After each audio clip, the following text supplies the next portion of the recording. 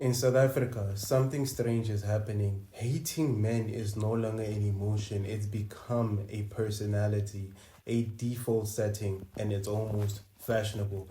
And the scary part is that we are normalizing it on both sides. Let's be honest, guys. South African women carry real pain, violence, abuse, fear that begins too early and ends too late. That pain is not imagined, it's not exaggerated, it deserves to be taken seriously. But here's the quiet truth we don't like talking about. Pain, when left unresolved, eventually looks for an enemy. And when a society is wounded deeply enough, it stops asking, "Who hurt me?" and it starts saying, "Who do I blame?" We are also a fatherless nation, not symbolically, but statistically.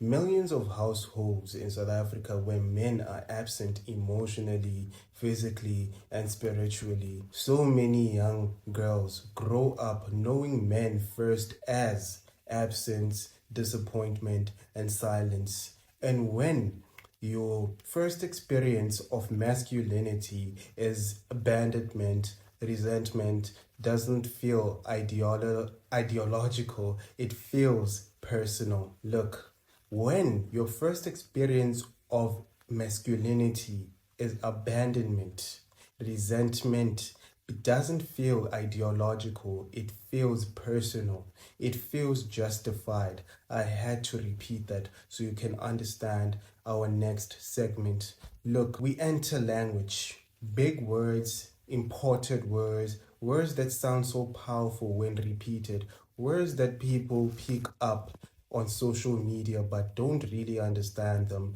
Patriarchy, male privilege, and systematic oppression. Words learned fast but often understood shallowly. They are often misunderstood. So when a woman like Nandi Ngoma dares to give South African men grace, not excuses, but grace, she's attacked by social media feminists. Not debated, she's not questioned, she's punished for giving South African men grace because grace threatens a story that is built on rage. Understand this. Here is where history complicates the narrative. Apartheid, you see, apartheid was a patriarchal system and brutally so. But who benefited the most from that patriarchy? Who benefited the most? It was not black men, it was white men. They used it to justify black women